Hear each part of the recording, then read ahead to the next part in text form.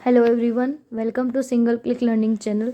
Last time हमने पढ़ा था इंडस्ट्री के बारे में। आज हम पढ़ेंगे कॉमर्स, मीनिंग्स और उसका टाइप्स। तो कॉमर्स के बारे में बात करते हैं। कॉमर्स क्या होता है? Commerce refers to all those activities in which have to be undertaken in carrying things from place of the production to the place of the consumption.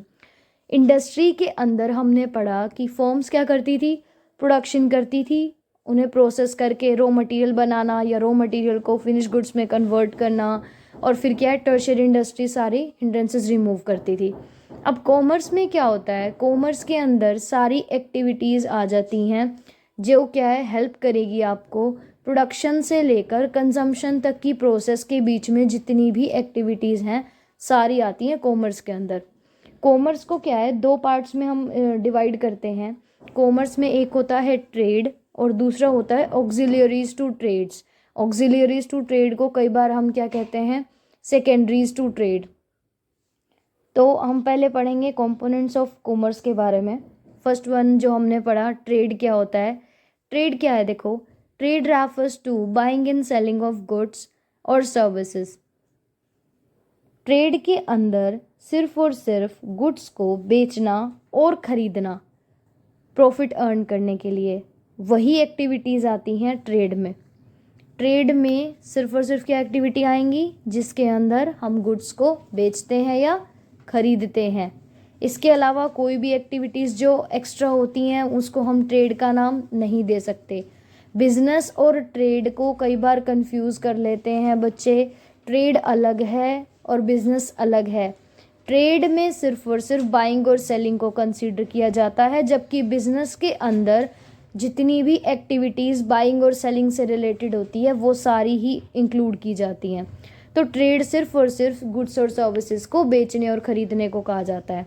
अब बात करते हैं ट्रेड के आगे क्लासिफिकेशन की। ट्रेड को आगे कई पार्ट्स में क्लासिफाई किया जाता है। बच्चे, ट्रेड को हम मेनली दो क्लासिफाई करेंगे, दो टर्म्स में। पहला है home trade, next is foreign trade. पहले हम होम ट्रेड के बारे में पढ़ते हैं। होम ट्रेड होता क्या है? होम का मतलब क्या होता है? घर। उसी तरीके से अगर हम बोलें तो होम ट्रेड क्या है? वो ट्रेड जो सिर्फ और सिर्फ हमारी अपनी कंट्री के अंदर, बाउंड्रीज़ के अंदर किया जाता है। मतलब कि चाहे वो स्टेट लेवल पे हो, चाहे वो लोकल लेवल पे हो, तो उसे कहते हैं होम ट्रेड। जब हम, जैसे हम इंडिया में रहते हैं, तो इंडिया में किसी भी शहर के बीच में, किसी भी स्टेट्स के बीच में जब ट्रेड होता है उसे हम होम ट्रेड का नाम देते हैं। मतलब ऐसा buying and selling of goods with in the boundaries of the country. वो ट्रेड जो कंट्री की बाउंड्रीज के अराउंड अंदर किया जाता है। इसके अंदर 3 लेवल आते हैं। First one is local level. Local level का मतलब क्या होता है? जब किसी एक ही शहर के या एक ही डिस्ट्रिक्ट के 2 विलेजेस में आपस में बाइंग और सेलिंग होता है। मतलब कि जो बायर है और जो सेलर है दोनों ही क्या है, एक ही सिटी से बिलोंग करते हैं। हो सकता है उनका विलेज अलग हो, लेकिन सिटी उनकी एक ही होनी चाहिए। उसे हम कहते हैं लोकल लेवल का trade. Next one is state level. जैसा कि सुना आपने, स्टेट। स्टेट का मतलब क्या होता है? राज्य। तो स्टेट लेवल का ट्रेड क्या होता है? जब किसी एक पर्टिकुलर स्टेट की किसी 2 सिटीज़ के बीच में ट्रेड होता है। जैसे कि पंजाब के अंदर लुधियाना और पटियाला आपस में अगर कुछ बाइंग एंड सेलिंग करते हैं, बायर और सेलर अगर एक ही स्टेट की 2 सिटीज़ से बिलोंग करते हैं, तो उसे हम कहते हैं state level. Next one is national level. National level का मतलब पूरी ही कंट्री के बीच जब किसी 2 स्टेट्स के बीच में ट्रेड होता है। मतलब कि जो बायर है, मतलब खरीदने वाला, और सेलर है, बेचने वाला, दोनों ही एक ही कंट्री के 2 स्टेट्स के से बिलोंग करते हैं। तो वो होता है नेशनल लेवल का ट्रेड। तो होम ट्रेड में हमने 3 पढ़े, local level, state level and national level. Local level जब एक ही सिटी के बीच में ट्रेड होता है। दूसरा, जब आपस में एक ही स्टेट के लेकिन 2 सिटीज़ के बीच में ट्रेड हो रहा है, स्टेट लेवल पे। और नेशनल लेवल पे क्या होता है? 2 स्टेट्स आपस में बाइंग एंड सेलिंग का करते हैं। Next one is wholesale and retail trade. अब आपने पढ़ा होगा होलसेल क्या होता है। होलसेल ट्रेड में क्या होता है, जब कोई भी इंसान बल्क में चीज़ को खरीदता है, कोई भी गुड्स को जब हम बल्क का मतलब होता है बड़ी मात्रा में, जब हम उसे बल्क में खरीदते हैं उसे कहते हैं होलसेल ट्रेड। और बल्क में खरीदा जाता है ताकि उसे फर्दर हम रिटेलर्स को बेच सकें।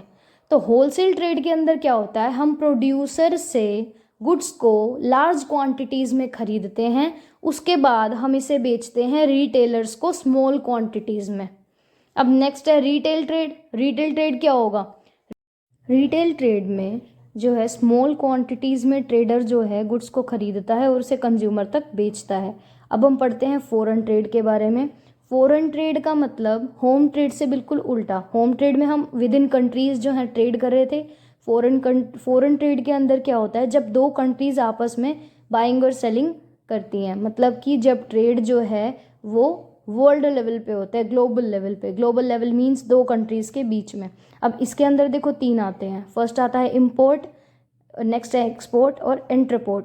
फर्स्ट है इम्पोर्ट। इम्पोर्ट इम मीन्स आना। इम्पोर्ट होता है जब कोई कंट्री गुड्स को खरीदती है दूसरी कंट्री से, उसे कहते हैं इम्पोर्ट करना। मान लो अगर इंडिया जो है डायमंड्स अगर खरीद रही है या फिर कोई और गोल्ड मान लो उन्होंने खरीदा है कहीं से, किसी कंट्री से, तो इंडिया जो है इम्पोर्ट कर रही है। और यही अगर हम एक्सपोर्ट की बात करें तो इम्पोर्ट का ऑपोजिट होता है एक्सपोर्ट। एक्स मीन्स जाना। एक्सपोर्ट का मतलब जब कोई भी कंट्री गुड्स को बेचती है उसे कहते हैं एक्सपोर्ट। खरीदना, गुड्स को खरीदना इम्पोर्ट होता है, गुड्स को बेचना एक्सपोर्ट होता है। और ये वो टर्म हम तब यूज़ करते हैं जब कोई भी ट्रेड जो है वो फॉरेन कंट्रीज़ लेवल पे होता है, मतलब कि दो कंट्रीज़ के बीच में होता है। Last one is entrepot. Entrepot क्या होता है, ये थोड़ा सा अलग है इम्पोर्ट और एक्सपोर्ट से। एंट्रीपोर्ट के अंदर एक कंट्री मीडियम बन के काम करती है, मतलब कि मान लो तीन कंट्रीज़ है ए बी और सी, तो ए क्या करेगी, ए कंट्री ने अगर कोई भी गुड्स को बी से ख़रीदा है तो वो ऐसा नहीं वो अपने लिए ख़रीदेगी, वो उसे तुरंत सी को बेच देती है, तो वो होता है एंट्रीपोर्ट। मतलब कि एक कंट्री दूसरी कंट्री से गुड्स को लेके किसी तीसरी कंट्री को बेच देती है, उसे कहते हैं एंट्रीपोर्ट। अब आइए इसे हम पढ़ते हैं डेफिनेशन के हिसाब से जल्दी जल्दी। आइए इसे डेफिनेशन के साथ रिवाइज करते हैं। First one is home trade. Home trade में क्या होता है, when buying and selling of goods और services takes place within national boundaries.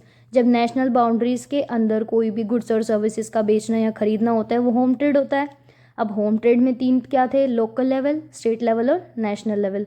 Local level क्या होगा, जो विलेजेस तक लिमिटेड रहता है, मतलब कि एक ही डिस्ट्रिक्ट के, एक ही टाउन के कुछ विलेजेस के बीच में जब ट्रेड होता है उसे हम लोकल ट्रेड कहते हैं। स्टेट लेवल ट्रेड क्या था, जब किसी एक स्टेट के अंदर आपस में दो सिटीज़ के बीच में ट्रेड होता है तो वो होता है state trade. Next one is interstate level. Interstate level का मतलब जिसे हम नेशनल ट्रेड भी कहते हैं, वो ट्रेड जिसके अंदर दो स्टेट्स के बीच में आपस में ट्रेड होता है, एक ही कंट्री के दो स्टेट्स आपस में बाइंग और सेलिंग करते हैं।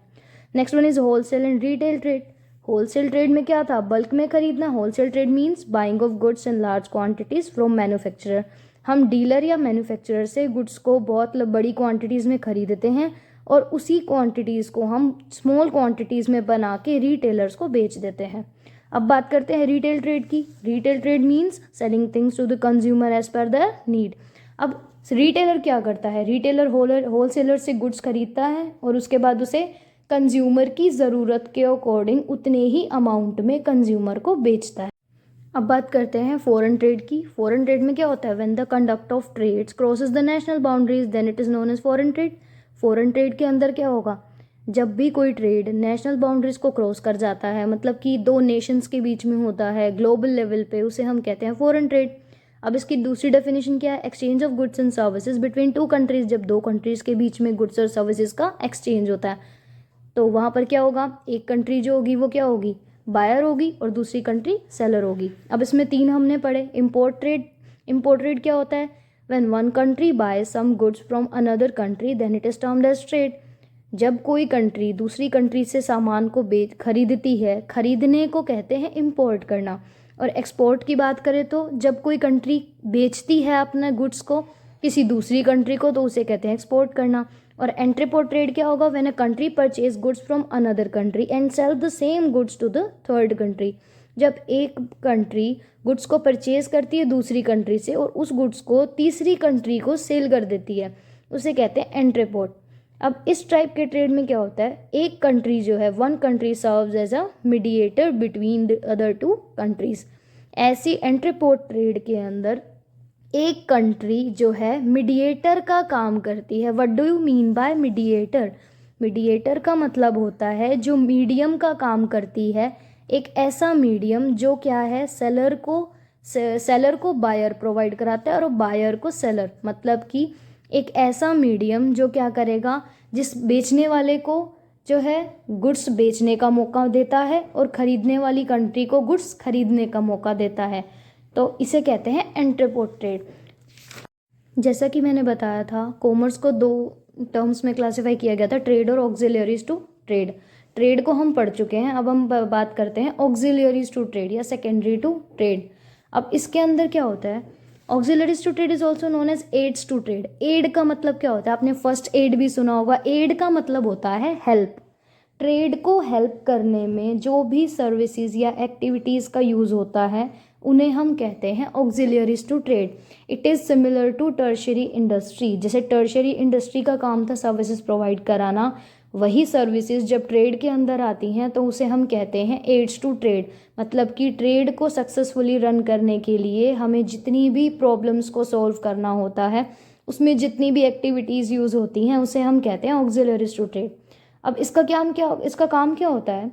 It refers to all those activities in which are undertaken to overcome the hurdle. Hurdle means problem. Trade के रास्ते में जितनी भी प्रॉब्लम या हर्डल्स आती हैं उनको रिमूव करना या फिर उनको ठीक करना, उसका काम होता है auxiliaries to trade. The hindrances that appear in the way of trade and their solution. अब नीचे दिए गए देखो, हिंड्रेंसेस और सॉल्यूशन दोनों दिए हुए हैं आपको। हिंड्रेंसेस में सबसे पहला आता है हिंड्रेंस ऑफ पर्सन। अब प्रोड्यूसर और कंज्यूमर के बीच में इतना गैप होता है कि उसे फिल करने के लिए हमें किसी इंसान की ज़रूरत होती है। अगर किसी चीज़ का प्रोडक्शन जो है किसी दूसरी सिटी में है, उसका कंजम्पशन किसी दूसरी सिटी में होना है, तो इसके बीच में हमें ज़रूरत पड़ती है कोई एक ऐसे मीडियम की जो हमें गुड्स प्रोवाइड करा सके प्रोड्यूसर से कंज्यूमर तक। तो उसका काम करता है middleman. Middleman is also known as agent. Agents होते हैं बहुत सारे, जैसे होलसेलर, रिटेलर। आगे आप पढ़ेंगे होलसेल की, रिटेल की चेन्स होती हैं अपनी, जिसके अंदर अलग अलग मिडिलमैन काम करते हैं ताकि गुड्स को प्रोड्यूसर से कंज्यूमर तक पहुंचाया जा सके। तो जो हिंड्रेंस ऑफ पर्सन है वो रिमूव करने के लिए हमारे पास जो सोल्यूशन है वो होता है middleman. Next one is hindrance of place. हमने पहले भी पढ़ा है, प्लेस के हिंड्रेंस को दूर करने का काम होता है ट्रांसपोर्ट और कम्युनिकेशन सर्विसेज का। अगर जो है गुड्स को एक जगह से दूसरी जगह पहुंचाना है तो हमें किसकी ज़रूरत पड़ेगी? ट्रांसपोर्ट की। कोई ऐसा व्हीकल जिसके ऊपर हम अपने गुड्स को एक जगह से दूसरी जगह लेके जा सकें, तो वो काम कौन करता है? Transport industries. नेक्स्ट है हिंड्रेंस ऑफ टाइम। अब टाइम की भी दिक्कत आती है। प्रोडक्शन जो है वो कभी भी रुकता नहीं, प्रोडक्शन चलता रहता है। ऐसे में आपको कोई ऐसी जगह चाहिए जिसमें जहाँ पर आप थोड़े टाइम तक अपने गुड्स को रख सकें, जब तक वो सेल नहीं हो जाते तब तक। तो उसका काम होता है वेयर हाउसेस का। Warehouses is also known as godowns. Warehouses क्या होते हैं? हमें गोडाउन दिए जाते हैं जहाँ पर हम क्या है अपने गुड्स को स्टॉक करके रख सकते हैं। Next one is hindrance of risk. Risk का हिंड्रेंस मतलब कि रिस्क की प्रॉब्लम। अब रिस्क की प्रॉब्लम कौन सॉल्व करता है? इंश्योरेंस। जब भी हमें रिस्क होता है किसी भी लॉस का तो हम क्या करते हैं, उसका इंश्योरेंस करा देते हैं, भले ही वो लाइफ इंश्योरेंस हो, जनरल इंश्योरेंस हो। इसी तरीके से नेक्स्ट आता है हिंड्रेंस ऑफ फाइनेंस। अब जब हम ट्रेड करते हैं तो हमें फाइनेंस की प्रॉब्लम भी आती है, तो उस फाइनेंस की प्रॉब्लम को सोल्व करने का काम किसका है? Banking institutions. बैंक से हम लोन ले सकते हैं कभी भी जब भी हम चाहें, तो उसके अकॉर्डिंग क्या है, हमारा फाइनेंस का हिंड्रेंस दूर हो जाता है। Last one hindrance of information. Information का मतलब प्रोड्यूसर ने गुड्स को प्रोड्यूस किया, अब कंज्यूमर तक कौन पहुंचाएगा ये बात कि गुड्स जो हैं अवेलेबल है या नहीं, और ये काम होता है advertising industry. Advertising industry means वो इंडस्ट्री या वो सर्विसेज जो हमें ये बताती हैं, आप पढ़ते हैं, देखते हैं सोशल मीडिया पे भी, टीवी पे भी जो एड्स आती हैं, वो एड्स किस लिए आती हैं? ताकि कंज्यूमर तक पहुंचाया जा सके गुड्स के बारे में इंफॉर्मेशन। तो जो ट्रेड के अंदर इंफॉर्मेशन की प्रॉब्लम है उसे सॉल्व करने का काम होता है एडवर्टाइजिंग का। एडवर्टीज़मेंट्स जो हैं वो इशू की जाती हैं ताकि हमें गुड्स के बारे में इंफॉर्मेशन मिल सकें और ताकि हम उन गुड्स को परचेज़ कर सकें।